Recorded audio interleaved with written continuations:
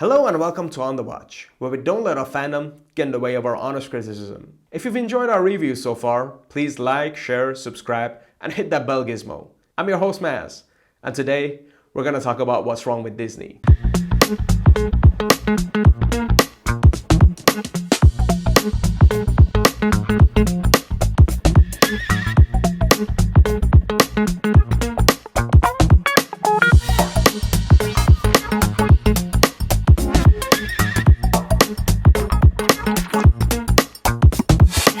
In our Lion King video, I casually said that the new retellings, remakes, live-action versions, or whatever you want to call it, of the classic Disney originals are just a millennial version of the remakes they used to make back in the 90s. You see, back in the 90s and the early 2000s, Disney used to make a lot of sequels and prequels that went direct to DVD, a lot of which you probably never even heard of. The Hunchback of Notre Dame 2, Lady and the Tramp 2, 101 Dalmatians 2, why not just call it 102 Dalmatians? The Fox and the Hound 2, Tarzan 2, Tarzan and Jane, Mulan 2, The Beauty and the Beast, The Enchanted Christmas, Brother Bird 2, Return of Jafar, Aladdin and the King of the Thieves, Atlantis, Milo's Return, Bambi 2, The Lion King 1.5, The Lion King 2, Simba's Pride, The Little Mermaid, Ariel's Beginnings, The Little Mermaid 2, Return to the Sea, Cinderella 2, Cinderella 3. Disney was truly milking every original IP they've ever had that was remotely successful. It was their whole business plan to put very little effort and budget and cranking them as fast as I can. And quality and artistic integrity didn't really matter. A decade later, and I feel like we're at the same spot. History is repeating itself,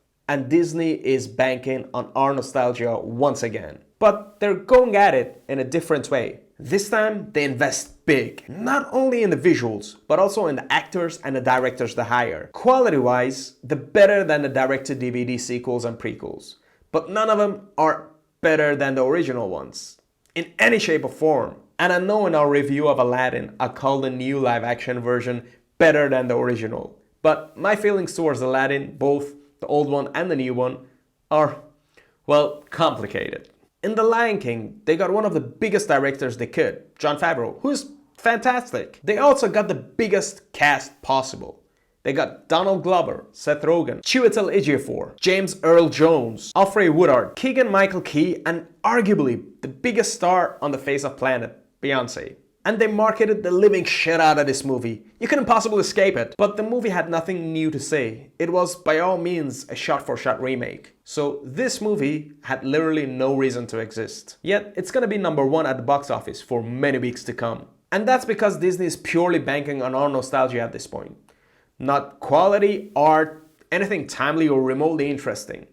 And it's working. And this, of course, as long as we allow them to. As long as we show up in droves and shove popcorn in our faces while reminiscing about how we felt when we watched the original that was much superior than what we're watching right now. As soon as we realize that, and as soon as we stop showing up and it stops making them easy money, they'll be forced to put more thought and effort into what they're making. And that's truly when Disney is at its best. Which is a very unfortunate thing to say, since Disney practically owns every franchise you love right now.